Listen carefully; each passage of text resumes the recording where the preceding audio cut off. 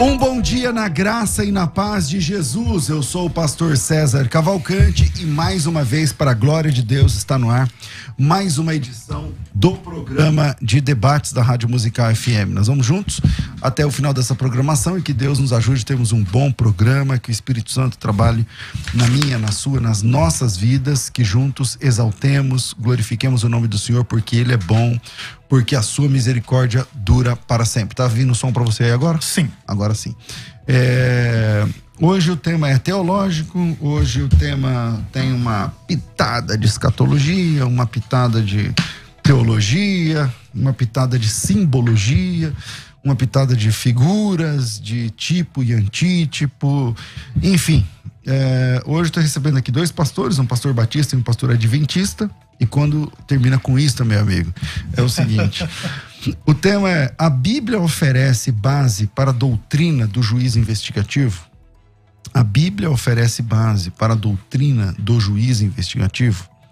Então, basicamente, o juízo investigativo é uma doutrina, eu acho que 100% adventista. Não lembro se tem algum outro movimento que abraça sem ser a igreja adventista, né? Mas uma doutrina adventista, uma idiosincrasia da teologia adventista, que advoga a ideia de que em Daniel capítulo 8 tem lá uma profecia das 2.300 tardes e manhãs, mas eles entendem que essas tardes e manhãs são anos. E aí eles transformam em 2.300 anos e fazem uma conta. É uma coisa complexa que eu quero dar tempo para os debatedores, só para sintonizar o ouvinte sobre o que é. E essas 2.300 tardes e manhãs chegam no ano 1843, 44, 1840, década de 40, de 1840. E a partir desse momento começa então o juízo. Sabe, o juízo que Deus vai julgar os vivos e mortos, não sei o que lá. Então, mas esse juízo é um juízo investigativo. O pai e o filho estão ali deliberando, como se tivesse um tribunal, uma mesa.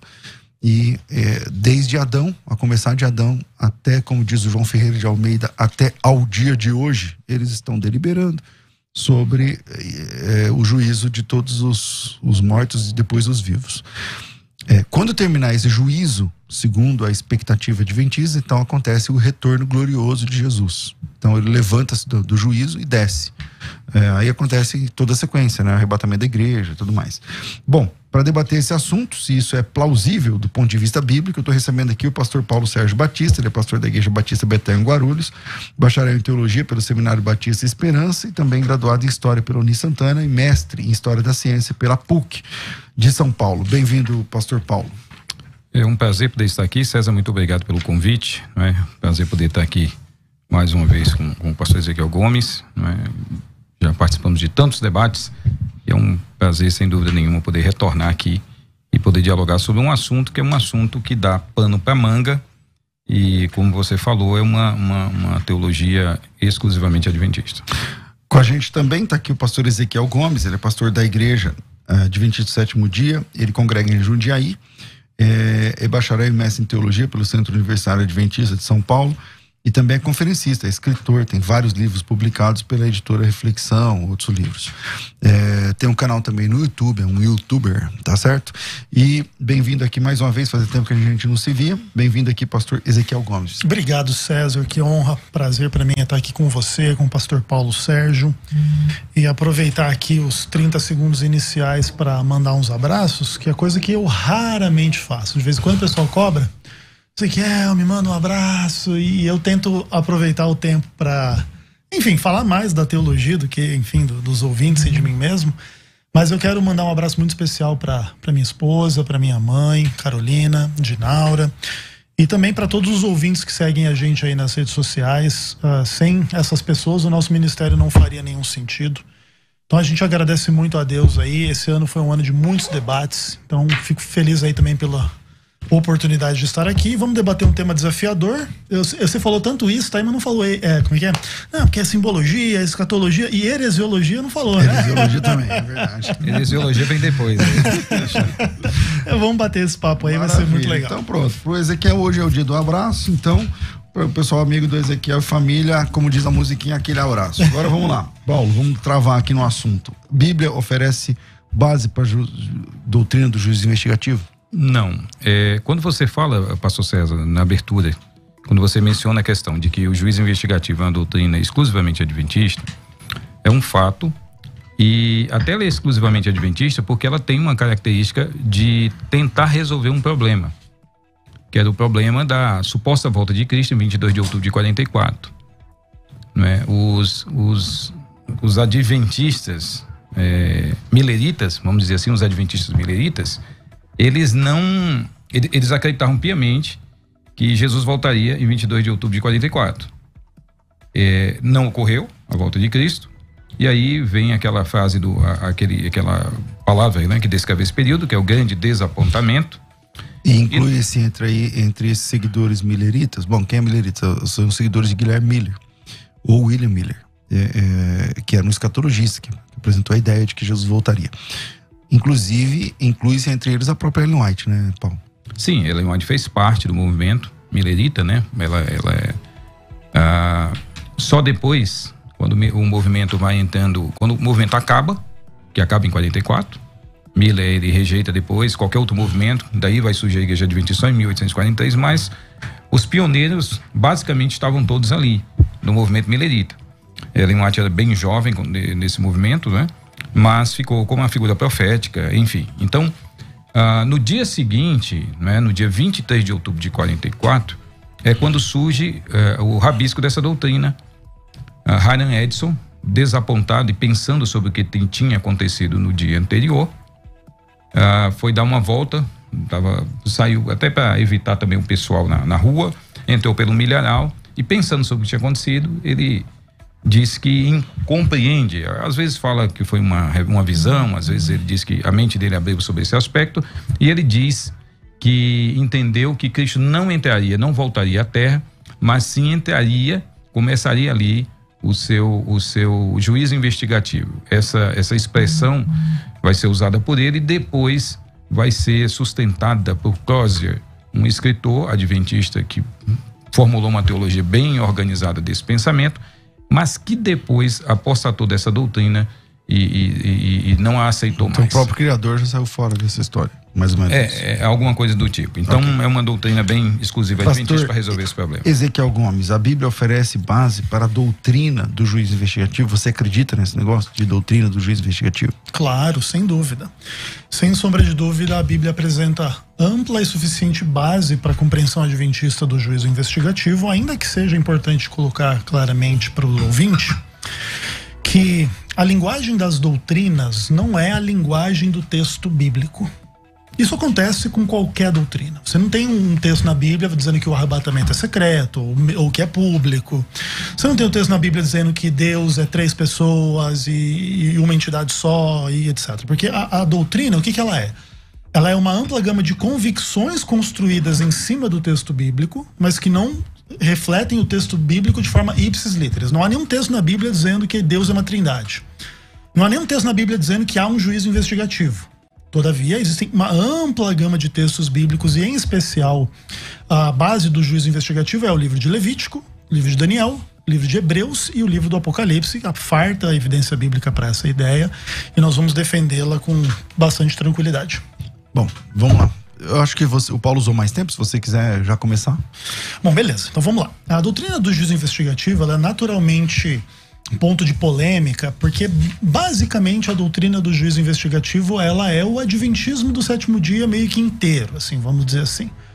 Toda a compreensão adventista a respeito de Deus, de Cristo, da salvação, da volta de Jesus, da eternidade, como que você deve viver antes que Jesus venha, encontra na doutrina do santuário o seu fundamento. E a doutrina do santuário é basicamente a doutrina que vai dar base à noção da ideia do juízo investigativo. O que diz o livro de Hebreus?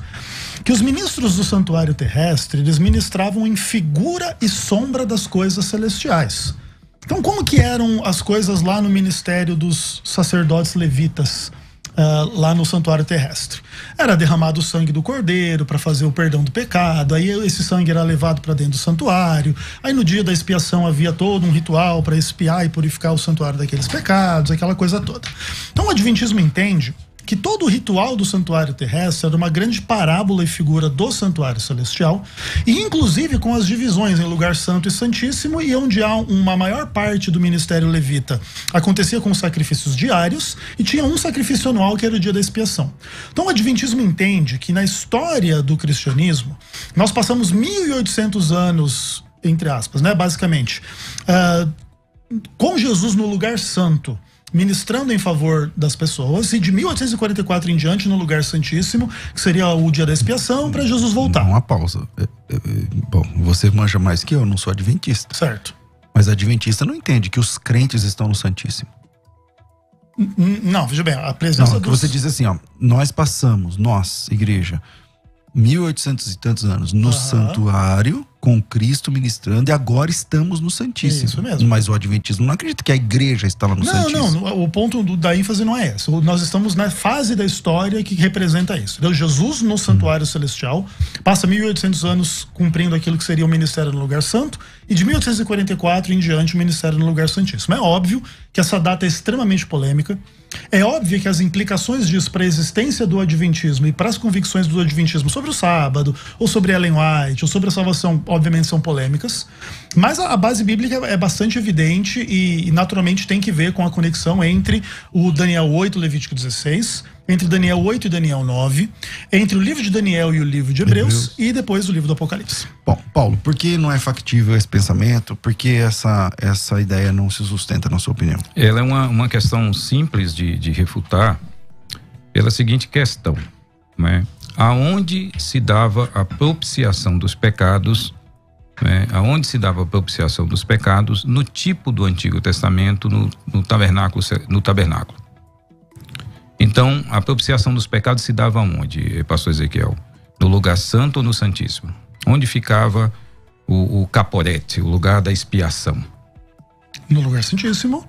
No lugar santíssimo. Aí você pega um texto como o de João, capítulo 1, verso 5. Aliás, 1 João, capítulo 1, versos 2 e 2, diz: Ele, Cristo, é a apropriação para os nossos pecados, e não somente pelos nossos próprios, mas ainda pelo do mundo inteiro. Nisto, capítulo 4, verso 10. Nisto consiste o amor, não em que nós tenhamos amado a Deus, mas que Ele nos amou e enviou seu Filho como propiciação pelos pecados. Então vamos lá. Nós não rejeitamos, César, a ideia de que da figura de um santuário celestial. O livro de Apocalipse menciona isso. Porque às vezes parece que o fato de nós não acreditarmos, né, na visão adventista, na questão da doutrina adventista, como o adventista expõe, que os cristãos dizem assim, não existe nenhuma referência a um tabernáculo celestial ou um templo celestial. É mencionado em Hebreus. Então a nossa questão não é se existe ou não, claro, mas os termos em que acontece, e que se desenvolve essa suposta doutrina adventista, as implicações dela para a Bíblia. Perfeito. Porque João chega e diz assim, Cristo é a propiciação pelos nossos pecados. Sim.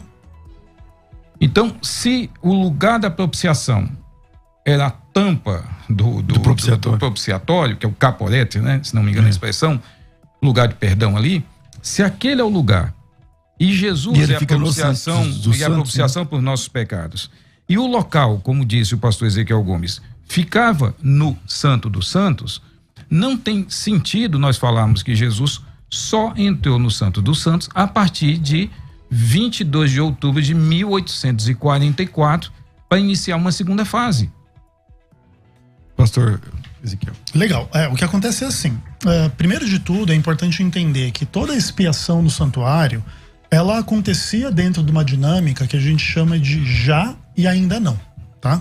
Então como é que acontecia a expiação lá no santuário? Você abre a sua Bíblia lá, por exemplo, em Levítico capítulo 4 e os primeiros capítulos do livro de Levítico. E ali se ofereciam sacrifícios e era feita a expiação do pecado, inclusive no altar de sacrifício que não era no lugar santíssimo, né? Então ali o que acontecia, né? Por exemplo, capítulo 5, verso 35. Aí o sacerdote tira a gordura, como tira a gordura do sacrifício, por essa pessoa fará a expiação do pecado que ela cometeu e o pecado lhe será perdoado. Então existia expiação no lugar santo, que era o que o sacerdote fazia. Todavia ainda restava o grande dia da expiação do final do ano de Levítico 16. Então, existe uma dinâmica de tensão escatológica. Então, como que o Adventismo entende isso? Aquilo que Jesus Cristo fez, ele o fez de forma cabal na cruz do Calvário. Ele sobe ao céu como vitorioso, ressurreto dentre os mortos, assenta-se à direita do Pai, entra no lugar santíssimo já na sua ascensão, porque assim funcionava o ministério antitípico. Como que era a inauguração do santuário terrestre? O sumo sacerdote entrava no lugar santíssimo e aspergia e ungia. Depois continuava o ano inteiro durante os sacrifícios e voltava a entrar nele no dia da expiação. O Adventismo também não nega que Jesus entra no lugar santíssimo no momento da sua ascensão. Só que ele entende que depois dessa inauguração do santuário, ele passa 1800 anos cumprindo aquilo que é o ritual do lugar santo. E isso também tem um grande debate dentro do Adventismo, se isso é literal ou não, se, por exemplo, se tem 2 compartimentos lá, ele sai de um vai para o outro, se isso é para ser tomado literalmente ou se é só uma fase dentro de um mesmo santuário, até porque Deus é onipresente, tá não só nos todos os compartimentos do lugar do santuário celestial, mas do universo inteiro. Então existem esses debates sobre os detalhes, o que é literal e o que não é literal. Mas como o ritual do santuário terrestre, ele era dividido dessa forma, havia expiação no lugar santo, depois expiação no lugar santíssimo. Jesus faz expiação no lugar santo, faz expiação no lugar santíssimo e não vemos nenhuma dificuldade ou como que isso poderia refutar a visão adventista. Ok, pastor Paulo. Não dá, o Ezequiel, por exemplo, você fala assim, 1800 anos, né? Jesus passou 1800 anos. Certo. Essa data de 1800 anos está com base em Daniel 8,14, sim ou não? Perfeito, sim. Ok.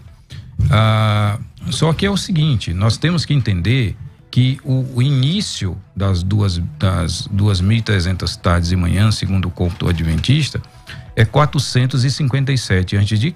Perfeito. E não o ano 33, ou 34, ou 30, que seria aproximado. Certo. Então, o ano seria esse, César. Né? 457. Sim. Tem um cômputo lá com relação a Esdras. Isso. Né? E 2.300 tardes daria ali 1844. Perfeito. Essa é a soma do 457, mais os 1.000 e 844. É bom o ouvinte lembrar que 457 antes de Cristo. Exatamente. O conto com Esdras. Então, até porque o próprio Miller errou um ano antes exato. Para ele era 43, 1843. Então vamos lá. Agora, se o texto, né, do livro de Daniel, capítulo 8, verso 14, 2.300 tardes e manhãs, está fazendo uma referência a 1844, então não seria correto se falar de quase 2.000 anos, né, levando para o século XIX, visto que, segundo a própria Igreja Adventista, é 457 que é a data de início das 2.300 tardes e manhãs. Certo. Então, se está se falando que Jesus, durante 2.300 anos, purificou o santuário, né, porque essa não é a pergunta, até quando será precisado de purificar. E aí ele até 2.300 tardes e manhãs e o santuário será purificado. Você está dizendo que lá na profecia de Daniel 8, se fosse 2.300 anos, vamos colocar, em 2.300 anos, completaria a purificação do santuário, terminaria. Okay, exatamente. E aí ele diz, até 2.300 tardes e manhãs, o templo será purificado. Até, não após. E esse até, não, César, a partir também. Exato. E esse até, ele começa contado ou computado a partir de 457 a.C. Então, simplesmente chegar e dizer assim, não, olha, Jesus morreu aqui, e aí ele subiu para o céu, ficou esse período, fez a purificação, esteve no Santo dos Santos, como ele admite, e depois, não é, começou a partir de 1844 um novo aspecto da sua obra celestial. Não cabe, porque o início do cômputo de Daniel, de 2.300 tardes e manhãs, é 457 anos antes de Cristo. Então, o que Cristo fez no santuário celestial a partir de 457 antes dele nascer? Então, essa doutrina, essa tentativa de criar uma data anterior e depois jogar a posterior, né? É algo que os adventistas fazem, mas assim, até sem perceber que se eu digo que Jesus está ali trabalhando quase 2.000 anos fazendo esse trabalho, né? Então eu tenho que admitir que antes dele nascer, 400 e poucos anos, ele já fazia esse trabalho, porque esse é o cômputo. Veja, o que acontece é assim, Paulo. A discussão sobre a data de 457 a.C. para o início das 2.300 tardes e manhãs É uma discussão difícil e é uma discussão polêmica. Mas ela é aceita pela igreja. Claro. Mas o fato é uma discussão difícil e é uma discussão polêmica. Existem 2 ou 3 outras datas alternativas que são trazidas, inclusive, por pessoas dentro ou fora do adventismo para tentar relativizar essa data. Por exemplo, existe a ideia de que o dia não é 22 de outubro, era 23 de setembro.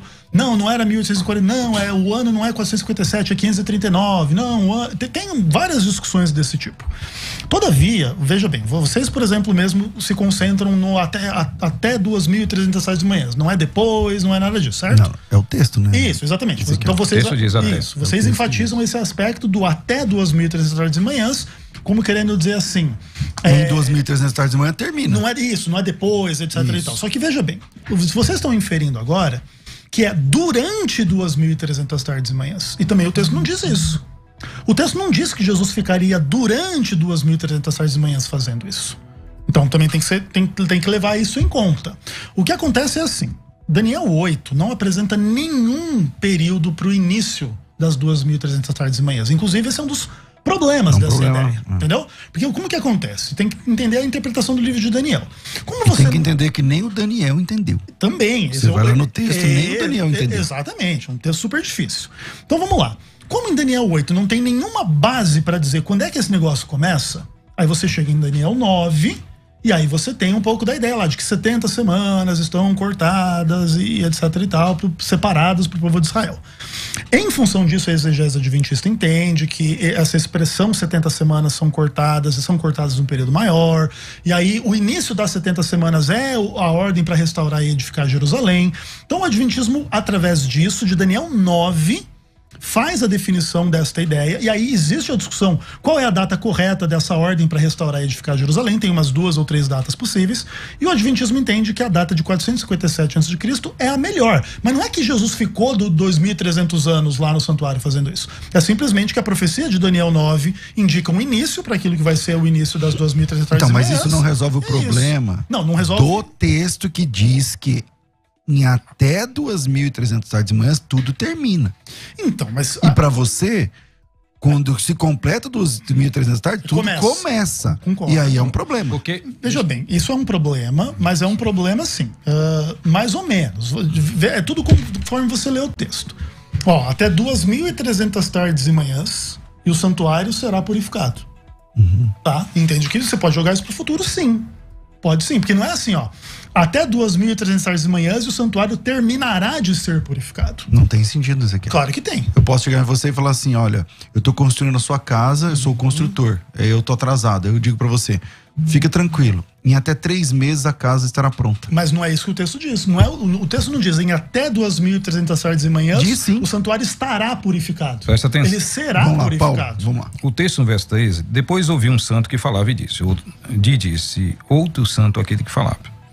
Até quando durará a visão do sacrifício diário e da transgressão assoladora, visão na qual é entregue o santuário e o exército a fim de serem pisados? Ele me disse, até 2.300 tardes e manhãs o santuário será purificado. Então, o texto diz que até 2.300 tardes e manhãs esse santuário ia passar por uma purificação. Se nós admitirmos que isso era uma data, e você pode dizer assim, olha, tem data de 445, tem data de 457, tem várias datas possíveis. Se interpretar isso como 2.300 anos literais. Que já é outro problema. Que já é um outro problema. A maioria dos intérpretes, a maioria deles, assim, 99,9% talvez, eles defendem que tardes e manhãs se referem a um dia, né, onde tinha os 2 sacrifícios, ou seja, eu tenho que pegar 2.300 e dividir em 2 para poder chegar a esse cômputo. Então, se nós pegarmos ali, Ezequiel, ele está dizendo bem claro, ele está perguntando quanto tempo vai durar essa profanação do santuário, quanto tempo vai ser pisado. E aí se menciona até 2.300 tardes e manhãs e ele vai ser purificado. Sim. A grande questão é que ele vai mencionar o templo, né, o santuário, que vai ser será purificado, e esse santuário, Ezequiel, ele tem que ser o santuário como um todo, porque fica difícil, César, nós falamos aqui que a purificação desse santuário era a purificação de uma parte, não, ele purificou no santo, depois entrou no santo dos santos a partir de 22 de outubro de 1844.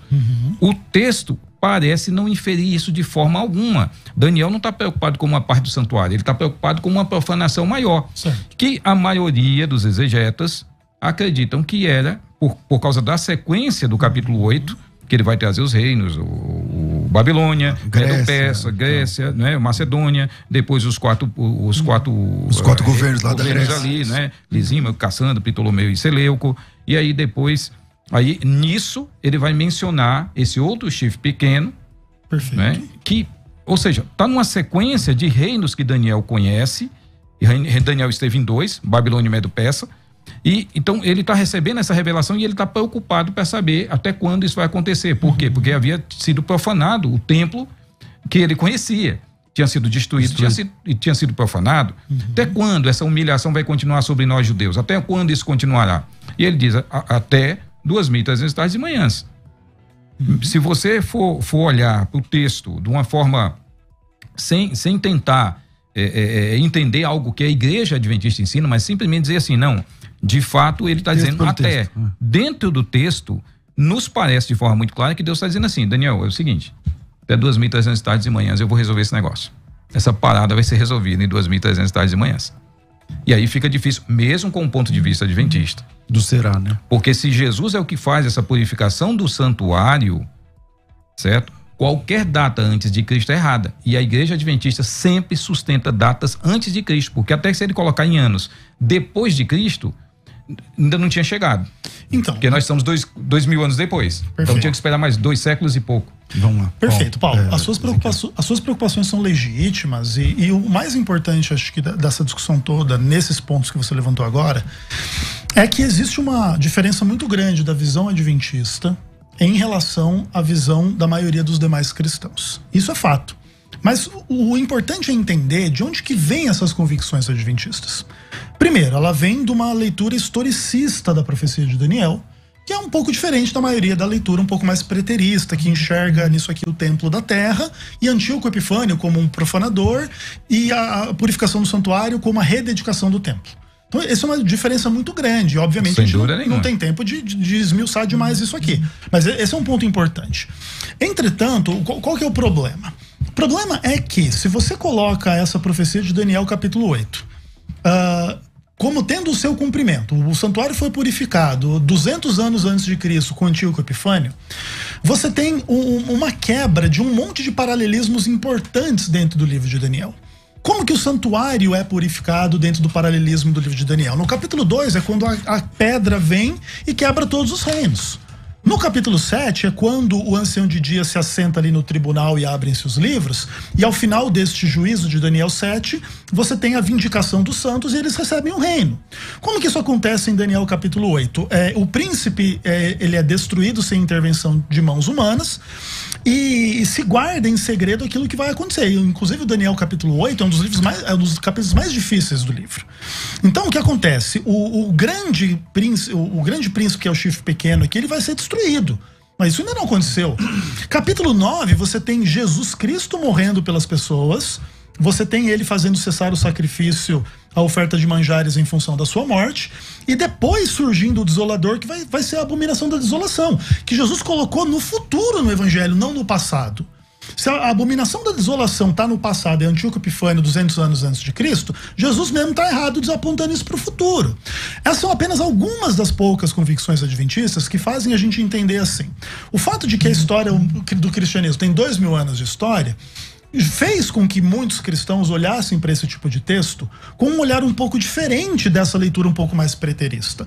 É óbvio que a leitura mais preterista ela é a da maioria, é óbvio que é uma leitura respeitável. O adventismo entende de uma forma diferente.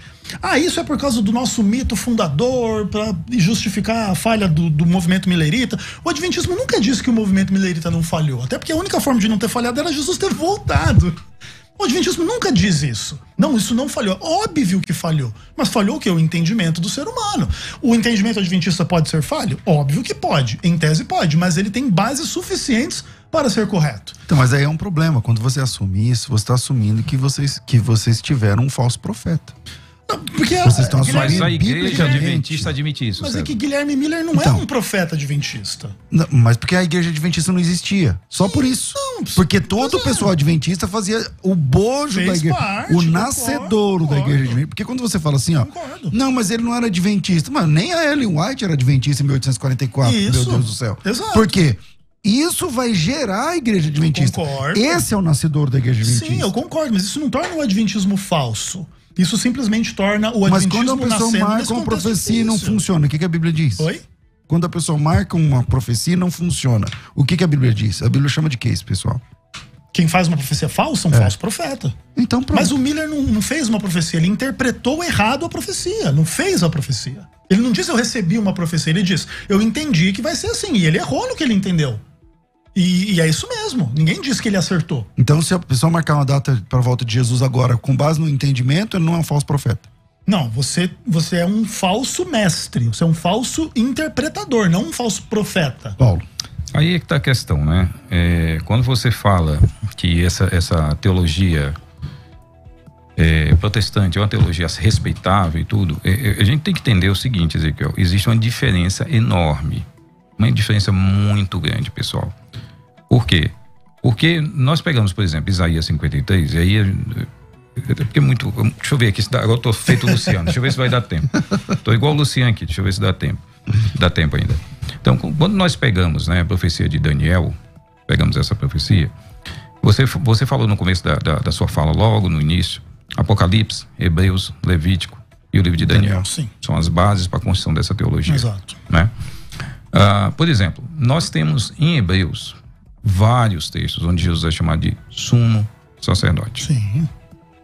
Agora, é complicado, César, o lance do tipo e do antítipo com relação ao sacrifício, por quê?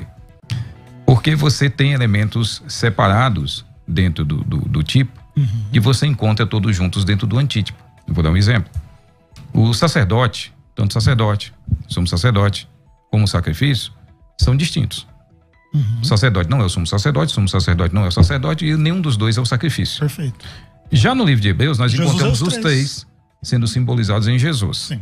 Então é muito complexo quando a gente tenta chegar e dizer assim, ó, vamos fazer um recorte aqui, ó, esse tipo aqui... Para encaixar milimetricamente. Milimetricamente, porque não cabe. Jesus é como se ele cumprisse um pacote sacrificial. Sim, claro. Por quê? Porque ele é expiação pelos nossos pecados. Perfeito. E aí, se ele é expiação pelos nossos pecados, como diz o texto que já foi lido aqui, se ele é expiação pelos nossos pecados, ele é aquele que entrou no Santos dos Santos, ofereceu o sacrifício de purificação, porque isso era a expiação, não é? E realizou, pronto, o perdão do pecado. Perfeito. Eu não tenho... E aí nós temos o livro de Isaías, né? Capítulo 53 de Isaías, que deixa bem claro o quê? Isaías 53 deixa totalmente claro que foi sobre Cristo que os nossos pecados foram colocados. Claro. E ele carrega esses pecados e nos dá perdão. Ou seja, ele é a figura daquele que remove o pecado e a figura daquele sobre quem o sacrifício é realizado e o sangue é depositado sobre o lugar do perdão, o caporete. Então, é importante nós entendermos isso, porque nós não encontramos nenhuma doutrina, nenhum texto bíblico que chega no Novo Testamento e fala o seguinte, olha, Jesus não é a propiciação, ou claro que não. a consequência desse corolário, né, que nós falamos desse pensamento adventista, da interpretação de Levítico 16, aí entra a questão de Azazel, como aquele que remove o pecado, sendo que todo tipo que nós encontramos no Antigo Testamento, você pode até pensar, olha, isso aqui deve ser aquilo lá no Novo Testamento, mas um tipo, ele só pode ser usado como tipo, só pode ser chamado de tipo, se ele encontrar um antítipo. Isso acontece, César, no mesmo problema de tipologia que nós vemos no meio evangélico, com relação a pegar o tabernáculo e fazer ali todo... Se ele não tem um antítipo, é descritivo. É um texto exato, descritivo, encontrar Cristo em todo o tabernáculo. Olha, o perfume, o candelabro é Jesus, que é a luz do mundo. O pão da proposição é Jesus, que é o pão da vida. Quando Jesus disse que era pão, ele falou do maná. Ele nunca falou do pão da proposição. Ele nunca usou esse tipo para explicar em si mesmo o antítipo. Então, o grande problema do adventismo nesse aspecto é que esses tipos e esses antítipos são conturbados, são achados ali, não é? A partir de interpretações próprias, porque o Novo Testamento, ele deixa bem claro, sem sombra de dúvida alguma, que nós temos Jesus como sumo sacerdote, porque todo sumo sacerdote, sendo tomado entre os homens, é constituído nas coisas concernentes a Deus, a favor dos homens para oferecer tantos dons como sacrifício pelos pecados. E aí ele vai mencionar Jesus, capítulo 5 de Hebreus, como esse sumo sacerdote. Claro. E o sumo sacerdote é o que realiza o perdão. Sim, mas o Adventismo não fala nada. A purificação, o sacrifício no Santo dos Santos. Perfeito. O Adventismo não fala nada contra isso, Paulo Sérgio. Pelo contrário. A distinção do entendimento adventista sobre o bode Azazel ou coisas do tipo não tem nenhuma implicação do tipo que Jesus não perdoa, que Jesus não é suficiente, que Jesus não resolve o problema. Muito pelo contrário. A grande questão é que há uma tensão escatológica no santuário terrestre e há uma tensão escatológica no Novo Testamento e no santuário celestial. Então, qual que é um pouco do problema dessa discussão?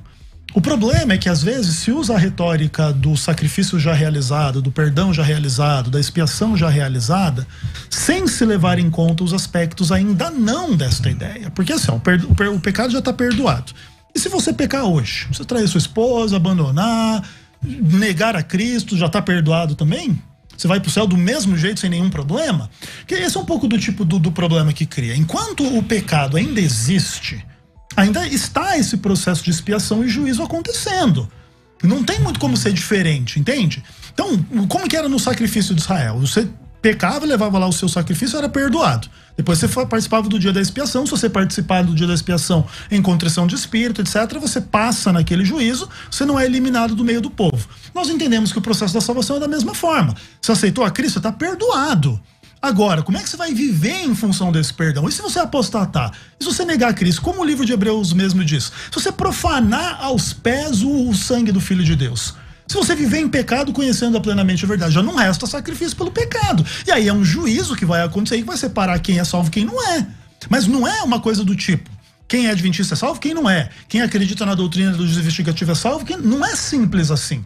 É uma questão de Cristo como Salvador e que não derramou o sangue dele também para permitir a gente a pecar, mas para perdoar o pecado.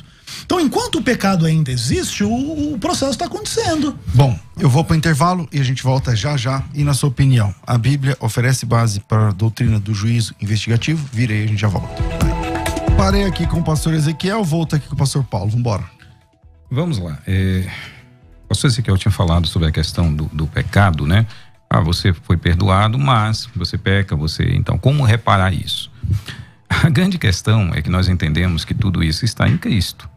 Eu não sou salvo através das minhas obras, claro, mas eu tenho nas minhas obras a demonstração do quanto eu estou vivendo na graça. Eu não tenho sangue, né? Exato, eu não tenho como explicar ou definir a questão das, eu sou salvo, tá, mas você tem, eu tenho fé.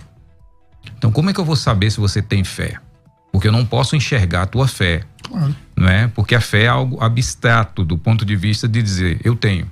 Um juízo das obras resolve esse problema, hein? Então, mas nós não negamos, aí é que está a questão, nós não precisamos da doutrina do juízo investigativo para crer nisso. Para crer nisso, isso é uma doutrina, ninguém passou a acreditar nisso dentro do cristianismo a partir de 1844. Concordo. Entendeu? Desde então, o Novo assim, Testamento. Nós temos as ideias de que eu sou salvo, fui salvo, sou e serei. Perfeito. Nós temos a ideia da responsabilidade humana na santificação do homem. Não é? Sem dúvida. Agora, eu não preciso fazer toda essa questão e a doutrina do juízo investigativo surge por causa do problema de 1844, mas Ezequiel, tem uma questão que você mencionou que eu acho que merece assim uma correção. Tá. Quando você menciona assim, não, mas a igreja, eu acho que às vezes você toma para si o seu pensamento, que é um pensamento mais livre. Certo. Tá certo? Você é um cara que tem um pensamento mais livre em algumas doutrinas. Pode ser. Você mantém algumas doutrinas centrais da igreja, mas você as interpreta de uma forma diferente e aplica essas doutrinas de forma diferente. Perfeito. Então, às vezes você chega e diz assim, não, mas a igreja, por exemplo, a igreja não admite, por exemplo, que a interpretação de 2.300 tardes e manhãs de outra forma seja possível. A igreja adventista, ela não defende, Ellen Goldwhite disse isso, né? Que ninguém pode presumir ou dizer que é salvo. Dentro do conceito de salvação adventista, a pessoa mais pia que você conhecer, ela não pode, César, na beira da morte, ter certeza de salvação. Por causa do juízo investigativo. Por causa do juízo investigativo. Claro. Então, ao mesmo tempo que eu concordo com você no aspecto quando você chega e diz assim, mas e essa questão, e aquela? Não, eu não preciso mais de outro sacrifício de Cristo para me perdoar daquilo. Sacrifício único e eficaz. Livro de Hebreus, capítulo 9, capítulo 10. Perfeito. É único e eficaz. Agora, eu tenho que me colocar diante desse Deus que me perdoou, vivendo em vida de santidade. Não buscando salvar. Eu pequei, perdi a salvação. Mas Ellen White diz, ninguém pode ter certeza. Você não pode ter certeza da salvação e nenhum adventista pode ter. Tá, o que acontece é assim, Paulo. As questões todas são muito interessantes. Eu acho que sim, é importante entender que o teólogo não fala em nome da instituição. E não só eu, em nome da instituição adventista, nem você em nome da instituição batista, nem ninguém em nome de instituição nenhuma.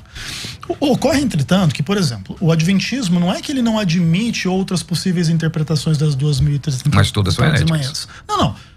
Ele admite as possibilidades de interpretação, mas entende que o seu entendimento é superior. Isso é verdade, mas, por exemplo, nós temos o livro lá sobre o livro de Levítico, né, do Darcon, onde tem um dos artigos comentando essas várias possíveis datas e dizendo por que a gente crê que essa é a melhor. Não é que não existem outras interpretações. Entretanto, uma outra coisa importante. Sim, é plenamente possível acreditar em 90% das convicções do juízo investigativo sem ser adventista. Por exemplo, você crê que Deus faz uma investigação antes de fazer um juízo pesado? Sim. O que aconteceu lá no Jardim do Éden? Onde estás, Adão? Estava fazendo uma investigação. É porque ele não era onisciente e não sabia o que estava acontecendo? Não, é porque essa é a forma de Deus agir. Em Sodoma e Gomorra, vou descer para ver se corresponde ao que estão dizendo lá em cima. Vou descer aqui embaixo para ver se é assim mesmo. O juízo investigativo é um quadro mais amplo de princípios desse tipo. E você não precisa crer no juízo investigativo para que Deus faz isso. Entende? Outra coisa, certeza da salvação. Certeza da salvação não é um dilema do adventismo por causa da Ellen White. É o dilema do cristão por causa de Hebreus capítulo 10. Se ele viver em pecado depois de conhecimento da verdade, não tem salvação. Não é um problema do adventismo. Pensa o seguinte, você é a pessoa mais pia do mundo hoje, Paulo. Amanhã, sei lá o que acontece com você, você é apostado. Você tem certeza que você vai ser salvo mesmo apostatando? Você não tem. Tem sim, Ezequiel. Nos 2 dias ele tem. Nos 2 dias ele tem. Hoje ele tem certeza que ele é salvo, porque ele é piedoso. Amanhã ele tem certeza, que, não. Tem certeza que não. Isso, perfeito. Mas qual que é a incerteza da salvação? Mas o adventista não pode ter. Não, qual que é o problema da incerteza da salvação adventista? É você não sabe o dia de amanhã, então você não fala. Não quer dizer que você não está salvo hoje.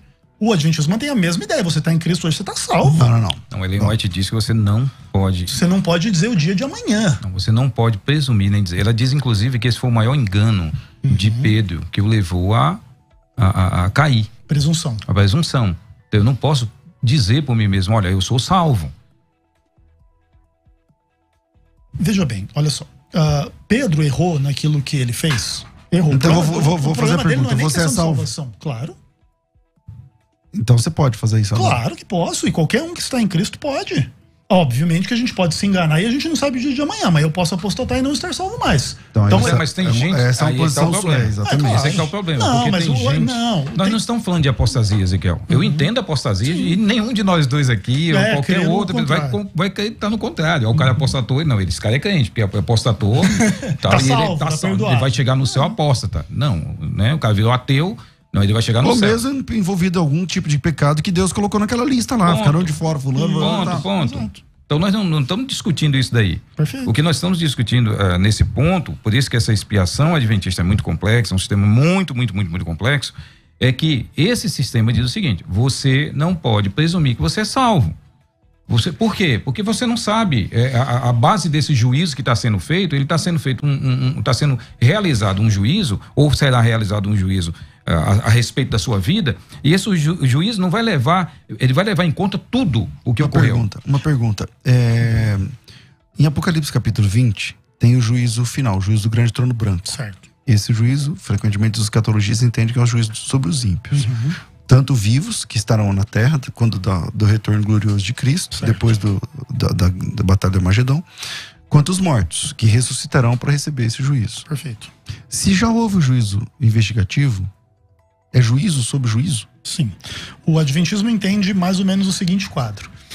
1844 em diante começa o juízo dos salvos, que serão salvos, aqueles que professam a fé cristã. E isso separa quem é salvo e quem não é. Aí Jesus volta, busca os salvos, leva eles ao céu, e os ímpios morrem. Durante esse período de 1000 anos, que a gente crê que acontece no céu, vai se cumprir lá 1 Coríntios capítulo 6, onde os salvos julgarão o mundo. Então os salvos vão tomar consciência por que as pessoas não foram salvas, que chance que Deus deu, que Deus não deu. Depois dos 1000 anos acontece a segunda ressurreição e os eventos lá do Apocalipse capítulo 20, aí desce fogo do céu. Mas minha pergunta é, esse pessoal que vai ser julgado, já não foi julgado no juízo investigativo?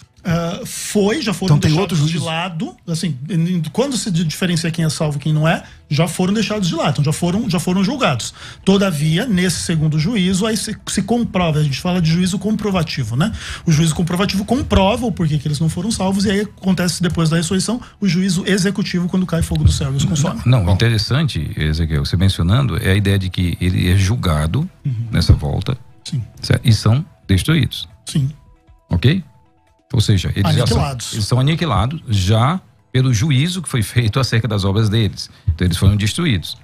Depois eles vão ser ressuscitados na segunda ressurreição. Para ser destruídos de novo. Exatamente. 2 juízos. São 2 mortes. Iguais. Né? A primeira morte e a segunda morte. 2 juízos iguais. Isso mesmo, eles são condenados. Mas qual a diferença dessa primeira morte para a segunda? Se o ser humano não tem alma e simplesmente... que categoria diferente eu tenho de destruição da primeira para a categoria diferente de destruição da segunda? A primeira é uma destruição reversível, você pode ressuscitar dela. Da segunda não há ressurreição, é eterna. Por isso a condenação é eterna. Então é só a questão de ser reversível ou não? Isso, exato. Só isso. Só não muda então nada. A condição de destruição é a mesma? É a mesma. Por isso são 2 mortes, é morte e morte. Ok. São 3, né? Então a morte física, depois essa morte que é uma destruição. É que a gente crê que na morte física já há essa destruição, né? Ah, tá. Então essa primeira morte é a física, que já tem uma destruição. Que já é a destruição e depois completa, a segunda... É porque vai ser morto os que estiverem vivos aqui por ocasião da volta dele. Isso, exato. Bom, vamos lá. Vinheta de considerações finais. Já. Considerações finais. Debates com o pastor César Cavalcante. Eu comecei com o Paulo, né? Então, Paulo, 1 minuto aí para suas considerações finais, meu irmão. Eu quero só mencionar, não é, que apesar do respeito que eu tenho pelo meu debatedor, uma pessoa que eu já conheci há algum tempo, eu vejo, Ezequiel, você é uma pessoa que é um cara que pensa livremente, e eu admiro isso. Você me contou um pouco da sua história. E você poderia ser um cara muito bem usado, ampliando mais essa sua ideia e admitindo outras teologias que poderiam ser muito, muito, muito mais interessantes do que o adventismo. E esse é um conselho que eu lhe daria. Não sei se eu sou alguém bom para dar conselho para alguém, César. Você tem barba branca, né? O cara tem barba branca. Já fiz 50, né? Então, de repente, eu acho que seria interessante você parar um pouco, pensar também dessas outras possibilidades, né? Leia Desmond Ford, eu acho que o livro dele vai poder ajudar muito nesse aspecto. Bom, Paulo, quer divulgar alguma coisa rapidinho? Canal Apologia com P, entra lá, se inscreve e assiste os vídeos. Maravilha. Ezequiel, bem-vindo sempre aqui. Suas considerações finais, 1 minutinho, 1 minuto, 1 minuto e meio. Obrigado, César. Paulo, eu entendo perfeitamente o seu apelo e acho que você, como um estudioso do adventismo, já refletiu bastante também sobre o outro lado dessa história, né? O adventismo tem os seus problemas, mas tem uma visão bastante sólida, bastante bíblica. E, por exemplo, só para terminar, você disse assim que a gente tem às vezes os limites e os problemas da tipologia, o que se aplica, o que não se aplica. Esse é um problema do próprio texto bíblico. Por exemplo, o livro de Hebreus diz que Jesus, ele é o sacrifício, mas diz assim, que ele não foi sacrificado muitas vezes, por causa do problema da tipologia. No santuário eram muitos sacrifícios, mas Jesus morreu uma vez só. Então existem aspectos de continuidade e aspectos de descontinuidade. E é obviamente que é difícil entender o que é o que. Por exemplo, está dividido em 2 compartimentos, está dividido em lugar santo e lugar santíssimo. Isso é um aspecto de continuidade entre os 2 ministérios ou de descontinuidade? É óbvio que há espaço para esse debate e eu estou bem consciente dele. E o adventismo também. O adventismo é uma religião que, por ter essa doutrina como distintiva, precisa pensar em tudo isso. 2.300 tardes e manhãs, 2.300 anos. Mas essa conta não bate direito. Mas os 1.150 sacrifícios de Antíoco Epifânio também não bate direito. Parece que falta um pedacinho lá. Não é exato. Tanto a nossa visão quanto a visão contrária tem as suas forças e tem as suas fraquezas. A gente entende, por exemplo, Daniel 8,17 diz que essa visão de Daniel 8 é pro tempo do fim, não é para 200 antes de Cristo. Claro que aí você precisa ter uma visão do tempo do fim. Tem alguns que tentam dizer que o tempo do fim começou lá atrás, tudo bem, ok. Mas o fato é, eu te agradeço demais o diálogo, o debate, César, fantástico, um tema muito difícil e desafiador. Não é simples a gente debater um tema desse em poucos minutos, mas agradeço ao ouvinte que tem paciência, agradeço aos críticos, agradeço a visão contrária, e a gente considera sim, e eu tenho certeza que vocês têm 90% das convicções do juízo investigativo, mesmo sem crer que 1844 Jesus passou do lugar santo para o Santíssimo. Vocês creem que Jesus vai voltar, vocês creem que ele vai julgar o pecado, vocês creem que ele vai reinar eternamente. Essa é a base da nossa visão e ela é bem fundamentada, e agradeço. E vocês me sigam lá no Vem Senhor Jesus, lá no YouTube. Canal, quer divulgar mais alguma coisa? Não, é isso aí, pastor mais bonito da internet, o pessoal me encontra lá. Cara, foi tão bem comportado, agora você tá com mentira mesmo. Chega no começo, bagunça. Mentiroso não vai dar, ainda bem que só tem um sacrifício. Bom, vamos lá. Grande abraço a vocês, Doni, obrigado à nossa produção, fico por aqui, minha gente, eu volto daqui a pouco às 2h com o programa Crescendo na Fé, tudo isso e muito mais a gente faz dentro do reino, se for da vontade dele.